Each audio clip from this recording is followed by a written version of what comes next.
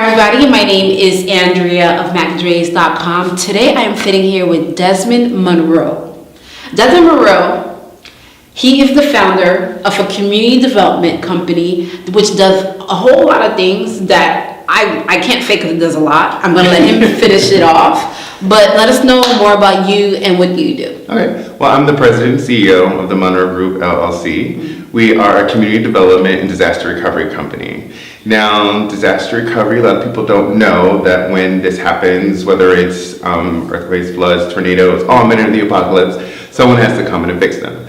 And basically, the government releases funds through something called Community Development Block Grant Disaster Recovery. Those funds are administered through HUD and they go to the affected area. Once the municipality or the city-state receives those funds, they hire consultants such as myself to come in and sit with the administration to help, come up and execute the plan to rebuild the community, And so now, we our main focus is to rebuild it better than what it was and more resilient, so that way it can withstand another disaster. And on the community development side, we partner with developers who are taking advantage of or using tax subsidies to build large developments, and those tax subsidies come with compliance regulations. And so we monitor the compliance and procurement.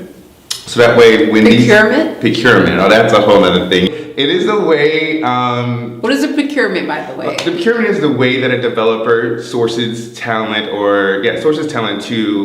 engage with the development, right? So how they get their GCs, their plumbers, and all these other things is through the procurement process. But these tax subsidies come with something that are tied with the local law that helps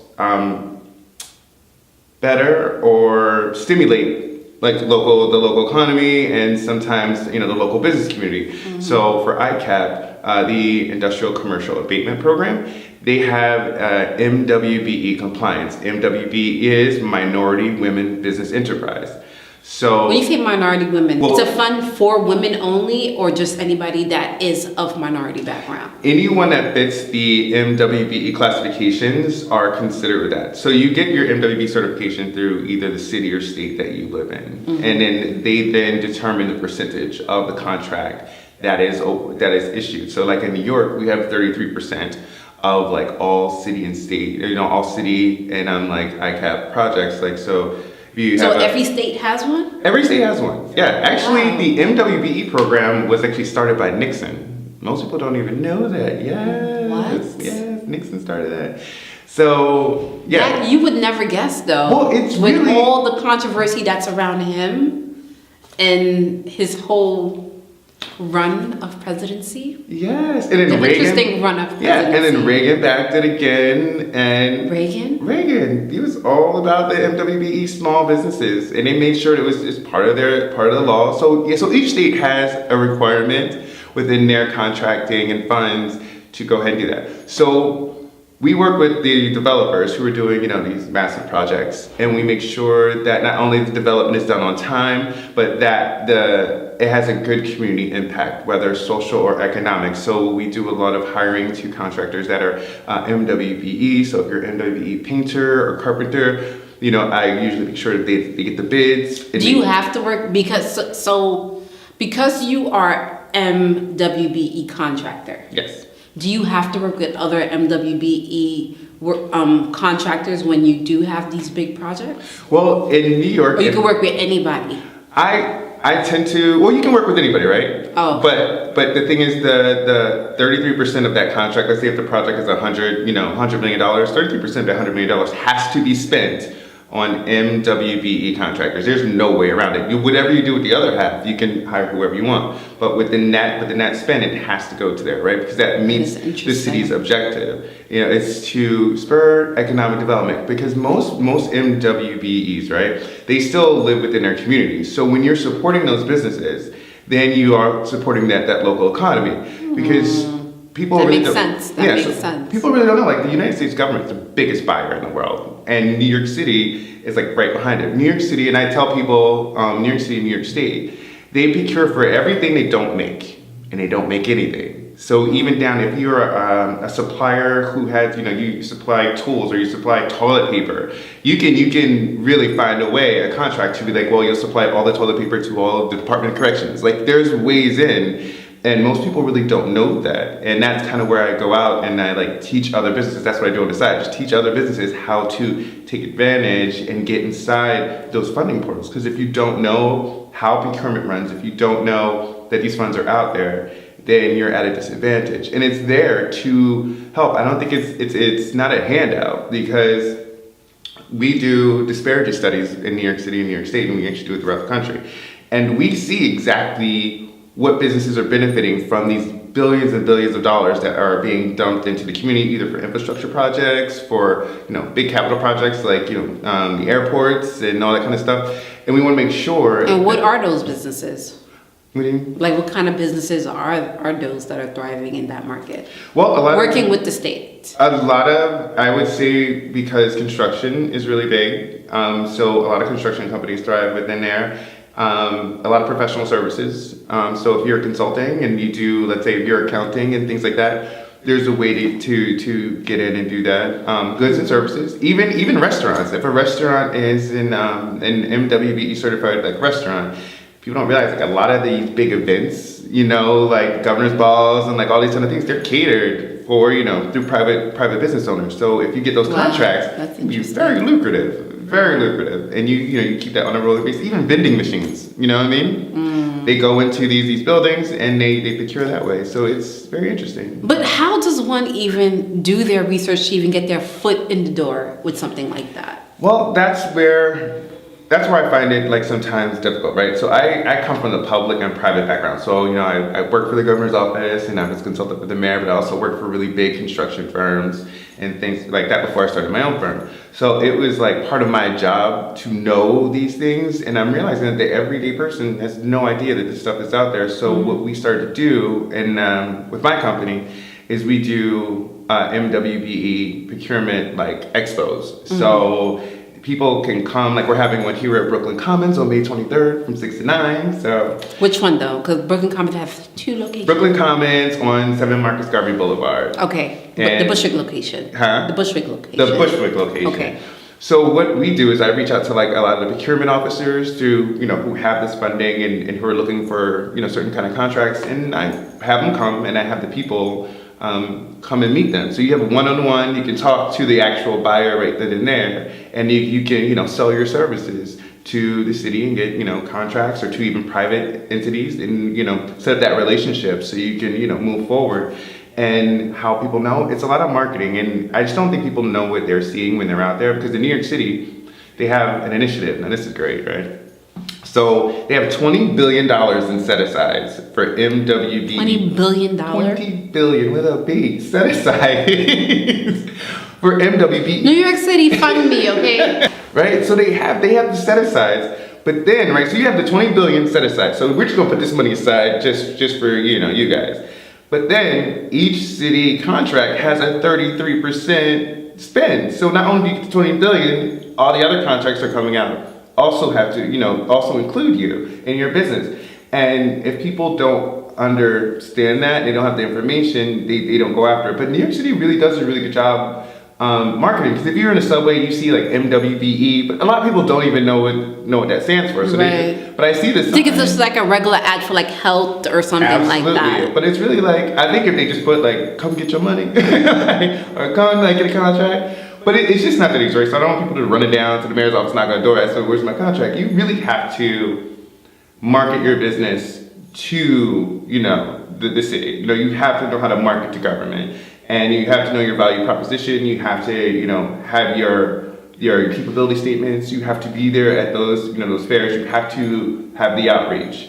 And that's something, So you have to do the work prior to applying. You can't just, I'm going to start a business today and do it tomorrow with the state. They won't work with you. Right? Because they still want to buy quality products. And you still have. No, I mean, like, say that you're starting a quality business. Yes. Like, I don't know, you're selling chairs. That's fine. You're selling chairs. It's a quality product that, okay, somebody's going to buy this. Could you start it today and start selling to the city tomorrow?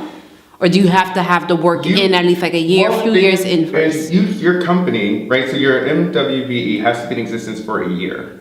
So as of now, Prior to applying? prior to applying for the certification, you have to be in business for a year. Now, doesn't matter if you make $1, $2, $3, $4. It has to be on the books, registered, for a full year before you're allowed to then go ahead and apply. And then you can apply through SBS, Small Business Services. You can apply through, MTA, because the Department of Transportation has their own sort of certification process. So you can apply through those, but once you get there, once you get it, you get the certification, a lot of people get excited, like, where's my contract, right? It still doesn't work that way. You still have to market your business the way you would. Have to do the work. So, that's how businesses kind of get into that funnel. But, really work on, again, I always say value proposition. That's really important to understand. All right, this is what I have, and this is how I can market it to the city or the federal government, because they all have it. And there's other certifications. Is that a separate contract that you have to work on to do that? For the federal government? Yeah, for the federal government, let's say you get a contract with, Department of Homeland Security, you have other things. They have the MWBE or the 8A certifications through Small Business Association, and all these other kind of things. They help you get in the door with that. But they all have their own quota. So they all want to engage, small businesses and minority women-owned businesses. So there is a need for it, and they see it. And again, like I said, it started with Nixon, championed by Reagan. So we're just going to go ahead and move forward. But the great thing about New York is that we have something called discretionary spending, which most states and cities has. But discretionary spending in New York for MWBEs was capped at $150,000. So the mayor, de Blasio, has just announced that he's petitioned the state to make it discretionary spending up to $1 million. Now, what that is that usually when you go for these contracts, you have to do competitive procurement, right? So like I said, so you put in your bid with everybody else, but when you are on like a preferred vendors list, and let's say you offer the best chairs in the world, right? And if I'm just a procurement agent, I'm like, I don't have time to go through all these bids. I have discretionary spending, meaning I can call you, say, I need your chairs. It's under the threshold, so it's they're not breaking any laws. When you come in and get these chairs, and it can be buy these chairs from you. And before they were capped at $150,000, but now they're capped at. Hopefully they will be capped at $1 million. So that could be a direct relationship where you're just like, okay, I just got $1 million contract and I had to fight everybody for it. So it's a way to help communities, and I think it's a way to build economic development in disadvantaged communities, because when things like disasters hit, they affect a lot of LMI communities, so that's low to moderate income individuals, right? So when I go into a community, right, so I'd say it's a disaster recovery program. Disaster recovery, nature has a lot of things, so a bomb hits, boom, right? When I go into rebuild, with that funding comes Section 3, meaning I have to not only build the building back, but I have to engage the community. So I have to look at the demographics of the community and say, all right, there's a certain amount of low to moderate income people in here. So while I'm also building a building, I also have to have a component of my company to do job training. So that way, once they go through like a certain job training, and I'm in construction, right? So we offer a lot of OSHA training and things like that. Once we do that, and if I'm on the developer end, I then take that segment of residents that have passed the training requirements to have the necessary skills and capabilities, I then move them into the hiring pool for all of my contractors to pick from. Nice. So any new hires that they come in, they get a job immediately. Get a job. So, and I think what Monroe Group people look into it. I think what happens is that you see there's a lot of moving parts, right? And I tell developers and construction people that all the time. You're still putting a nail in the wall. The difference is who pays for the nail changes the whole thing.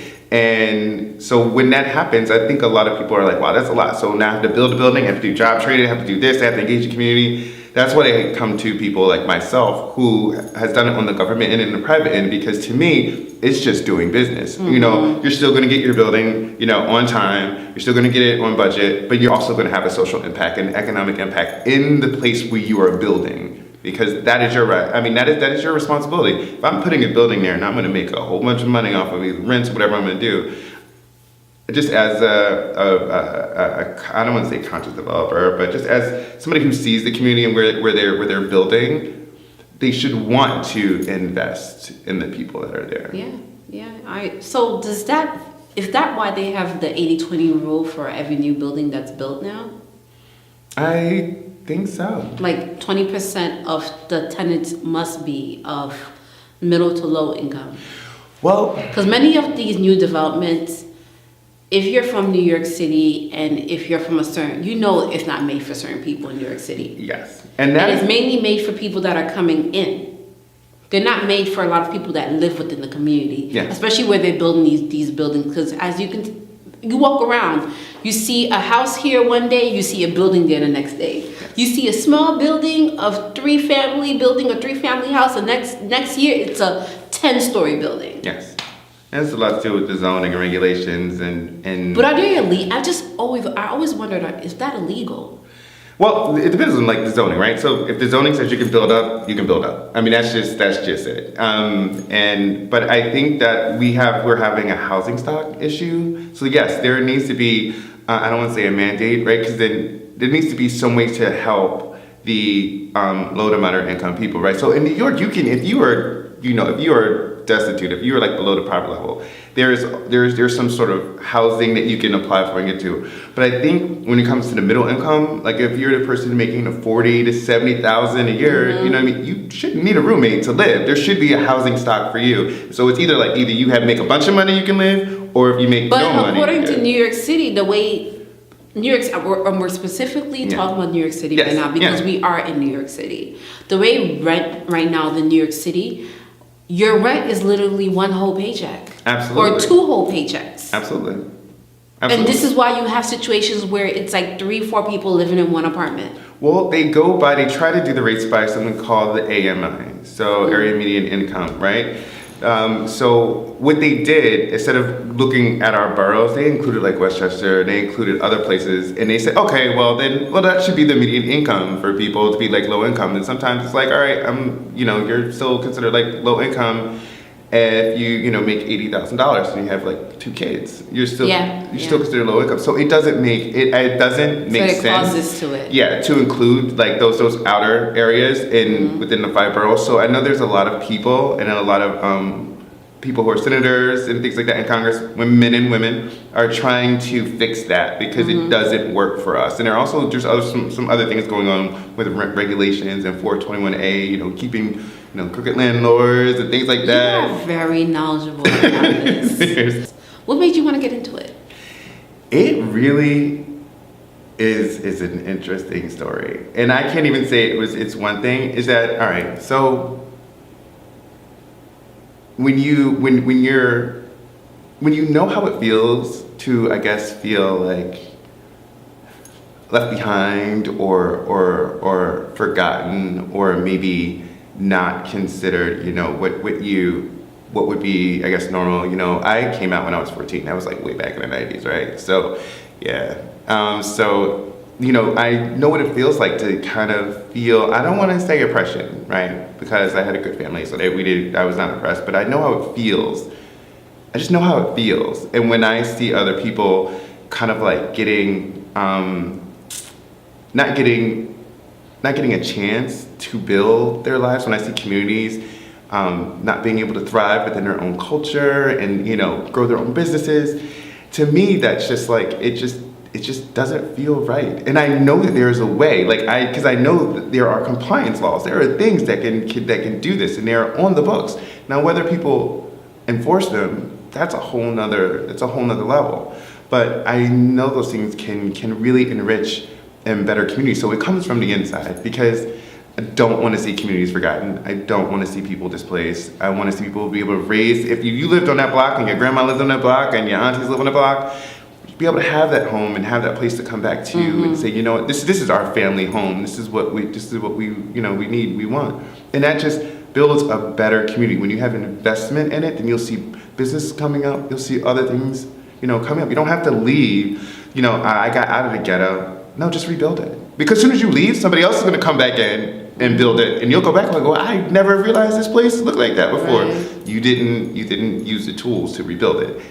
They waited till you left, got the property dirt cheap, rebuilt it. Now there's a Starbucks in every corner. You can't afford to live there. Because it is your neighborhood at the end of the day. Absolutely. We all have our especially in New York, although we are blending, we all have our different communities, you know what I mean? You have your different places where you can really see your culture and everything, and I think that's a beautiful thing.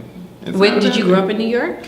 I did not actually. I was born in Philadelphia, then we moved to New York. So then so Philly, you know, I was there too, and I saw how they're trying to also come up and do their community development. Did you have like, how old were you when you moved to New York?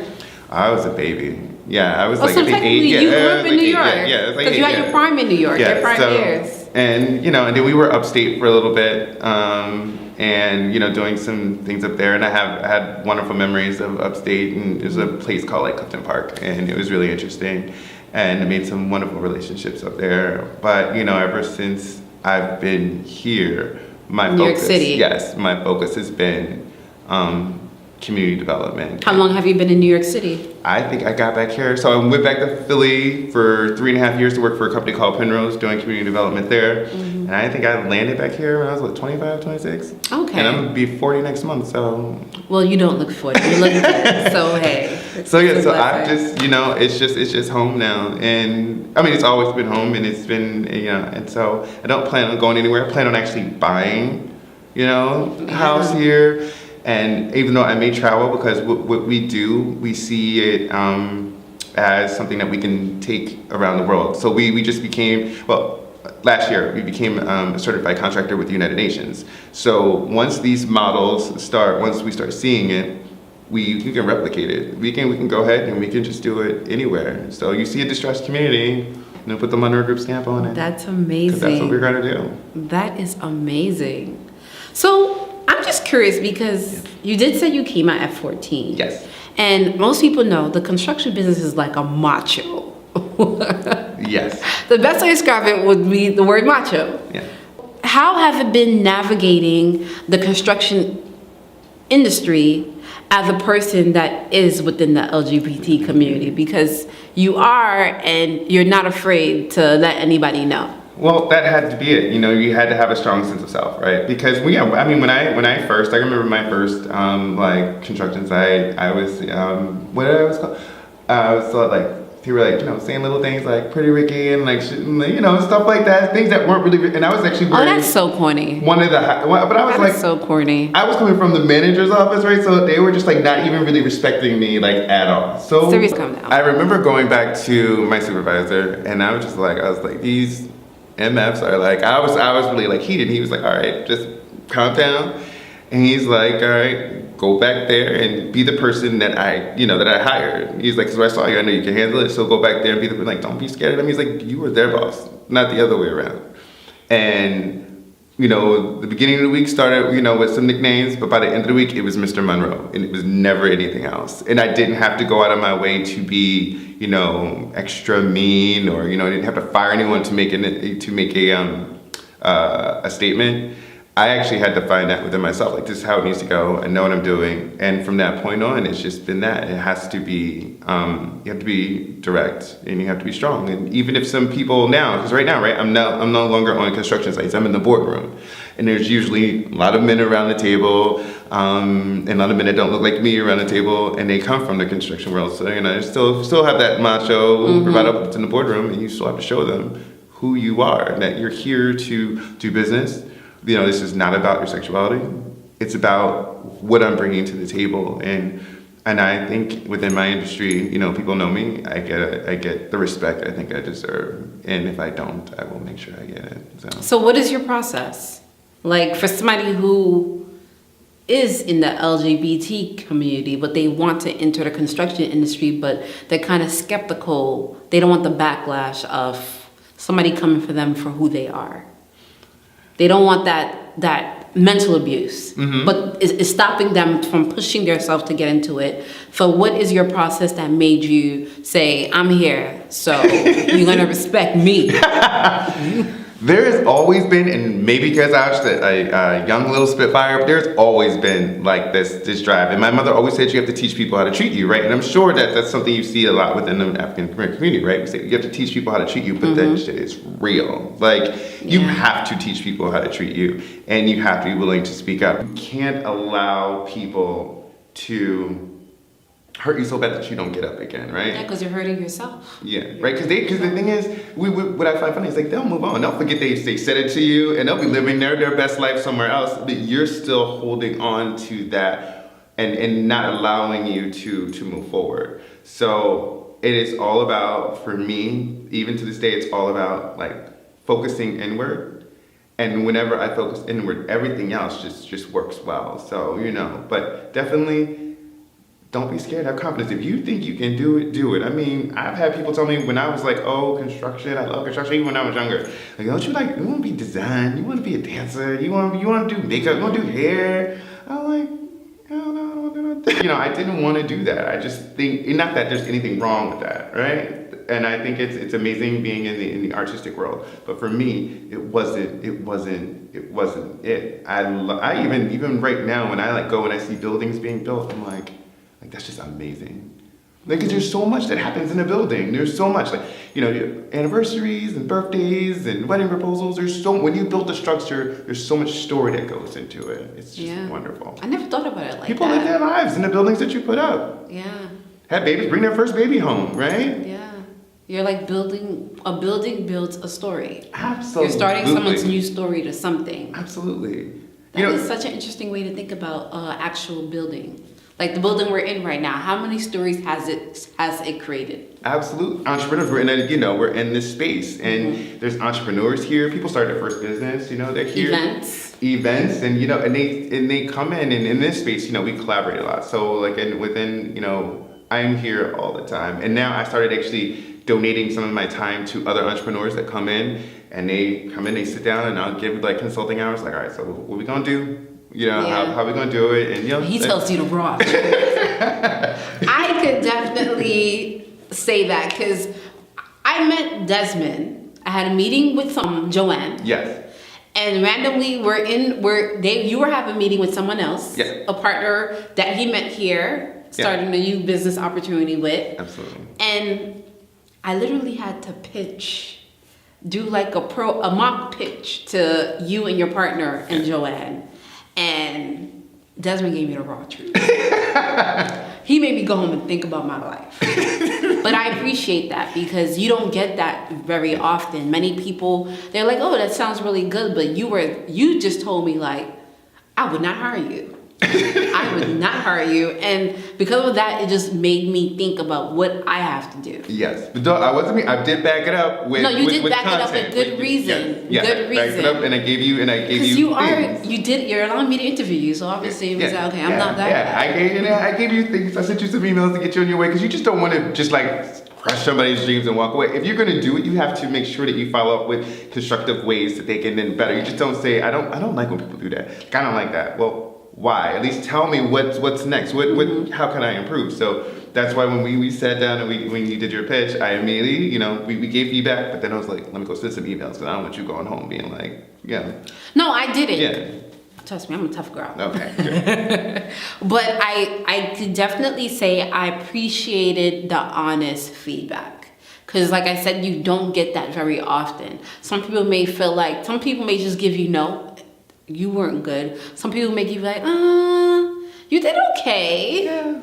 You did okay. But you just told me no and you told me why. And I appreciate that. I really did. That's how we build stronger business, right? Because I need you to be successful because, we need to, and I know that you probably have a diverse audience and that's great, but we need to see more of us. Kids need to see more people that look like them in business roles, right? It's nice to have your athlete or your rapper or whatever, but sometimes that leads to an unrealistic view of success and it leads to a lot of materialism. So when they come in, they need to see actually people within their community being entrepreneurs, doing their own thing. So that way you don't necessarily have to be, the next LeBron James or the next, whoever rapper you're looking at.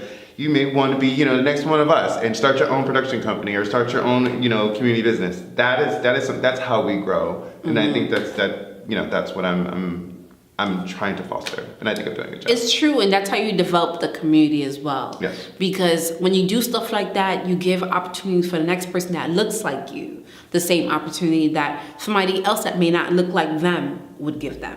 Yes. So, yeah, it's And true. we have to. And it's okay, right? Because other communities have been doing it forever. So we shouldn't feel bad when we say, okay, we want to make opportunities for, Black and brown people in the community, because it's okay. It's okay to do that. And especially in New York City. I mean, it makes no sense that we don't have, there's so many Black people here. I think outside of the continent of Africa, we all here. So It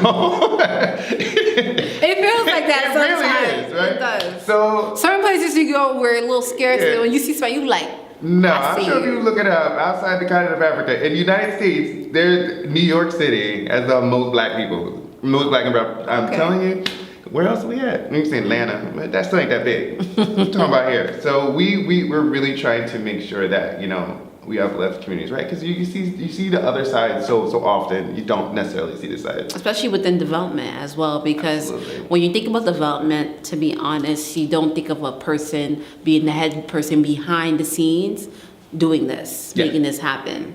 And to see a person of color doing it and giving an opportunity to other people of color, Absolutely.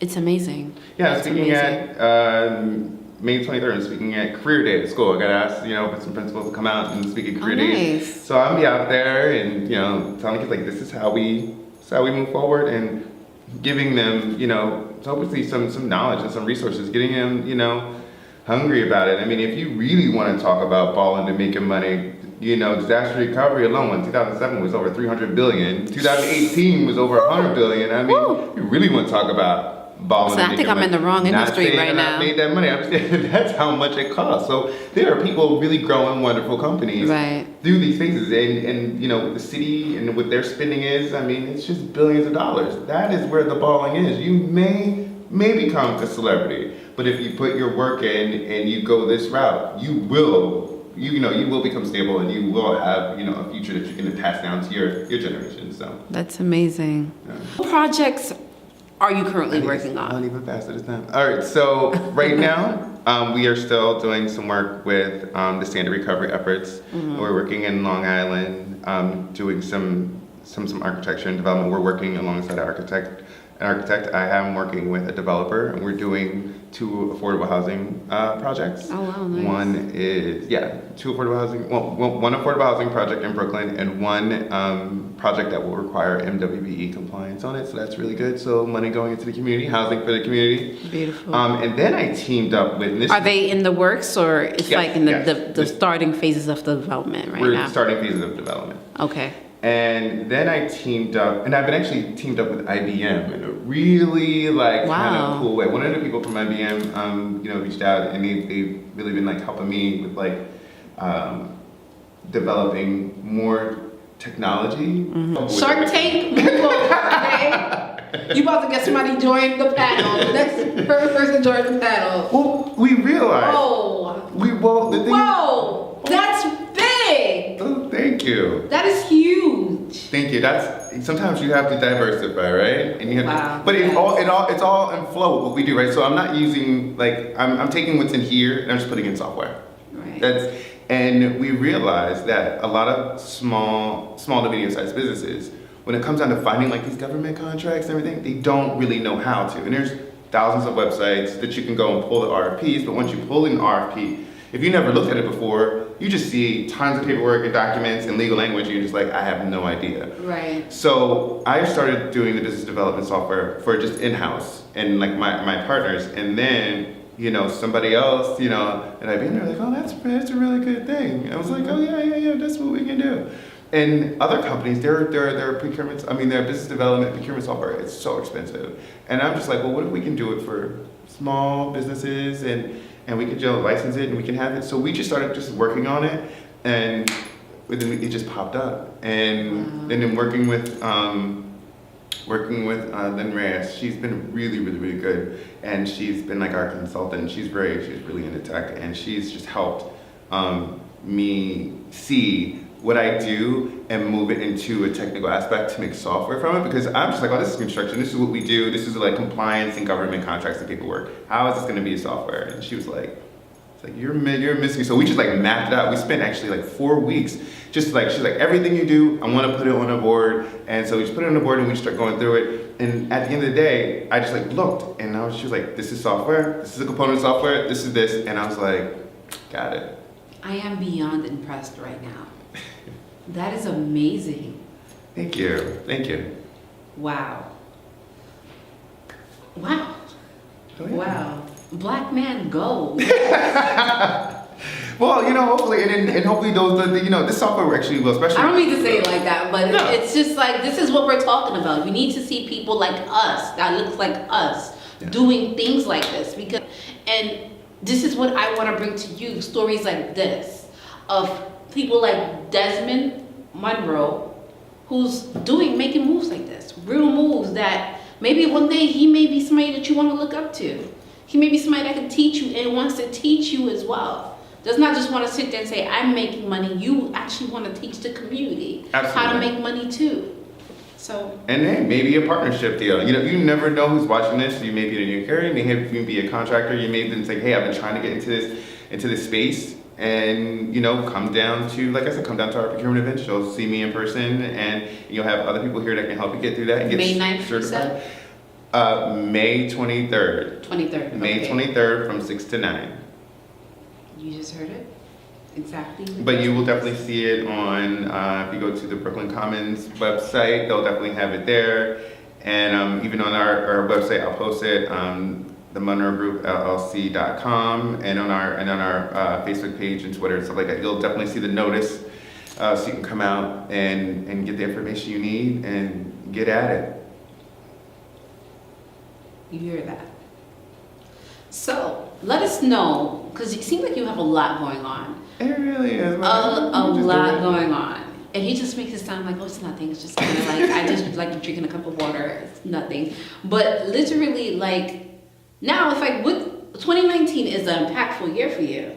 How long have you been like your full-blown entrepreneurship? You stepped away from government. So I started a company on paper in 2016, right? But I'm still working. I still had to work and stuff like that. And in the end of 2017, at the end, maybe like September of 2017, it was all on me, and I was out just doing my own hustle. So did you leave with clients from the government agencies that you were working with, or you had to start fresh? I actually was, at that time, I had already left the government. I was working for a private company, a private construction management firm. I was doing really well there. And then but then thankfully, what happened was that clients, once they found out, it was like we did like an outreach, and we just like sent out like all the emails I've ever had, and I just like sent out an outreach, and people were like, oh, so he's on his own now, and they they came to the door, and still,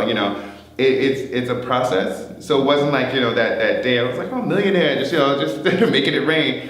But it was like, okay, so people want to buy what you're selling. People believe in your services, and they know that the work you do, right? Because I used to do that work for other organizations and make them money, just didn't do it for myself. So then, now it's time for me to do it on my own. And there's been ups and downs in your own entrepreneurship story, but the thing is, you gotta keep it moving. And I think I went to a lot of mentors when it was hard times. I was like, oh my God, I was like, how am I gonna do this? They're like, when you have $2 in your pocket, keep moving. Like, do not stop, especially when you have a product that has been tested and but you just have to stick in it and you have to work it.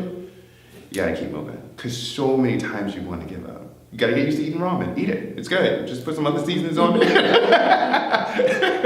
Put some other things to it, and make sure you have a network of people who are going to support that. But yeah, I wouldn't change it for the world, and I don't think I can go back, because it's just it now. It's just it. So if anybody wants to connect with you, learn about your company, be your next business partner, investor, or need a job, and they want to know more about OSHA, want to know more about exactly what can I do to help get my company in the MWBE program and to work with companies like you?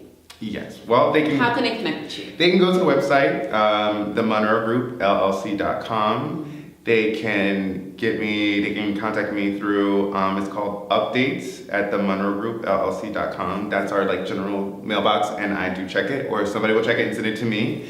And just feel free to like reach out. If it is something that you're passionate about, I will definitely point you in the right direction. I think something that our company wants to do, and my company wants to do once we get to that fiscal level, is we want to start a not-for-profit that's just angel investors. So I want to be able to take, percentage of the company's funds and other people, who want to invest in small businesses, and I want to hire people who know not only how to get through the certification process, but also help people build, their brands and understand their value proposition and their market, so that way they can become entrepreneurs. And I definitely want to put those in underserved, underdeveloped areas. And I think that's going to be it. But one step at a time. But if they get in touch, they'll definitely get an answer. But definitely come down to the event, the procurement event. That way I can talk to a few people at once. And it's a series. We're doing it throughout the year. We're starting with the MWBE how-to, and then we're doing construction matching, and then we're going into film and media. We're having a whole event for them. We're having an event for, tech. So if you are interested in getting into the tech industry and all that kind of stuff, we'll have people here that are keynote speakers that will talk to you, and we'll have actually companies here that are hiring for those services, just in case you already have your company. So I think I'm always around, especially within the Bushwick area, to contact. And come down to, Community Board 4 events. I am Vice Chair of Economic Development for Community Board 4, which is Bushwick, and we're on the Housing and Land Use. So if you look at the Community Board events, Bushwick CD4, when you see our public engagement meetings, feel free to come down, because that's a really good time to speak to me as well, and other really, really smart people from the community that are lending their services and lending their knowledge to building a better tomorrow. I don't want to say that. I want to make it sound like building a better tomorrow. Yeah. And whatever you did not catch what Desmond said will be below. Definitely look below in the description box. You'll definitely find that there. So we're going to sign off. All right.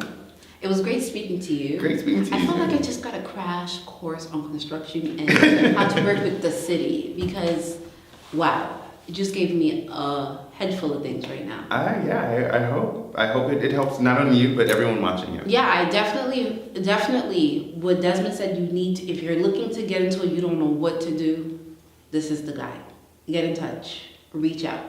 Definitely don't be afraid to reach out. Again, my name is Andrea of MWBE.com. I just sat with Desmond Monroe. Like I said before, he has so many titles. I'm going to forget something, but you'll find it below. But community development, outreach, and disaster recovery. Now you see why. I wouldn't remember that. Remember, every Tuesday, new episodes, and I will see you next Tuesday. Bye.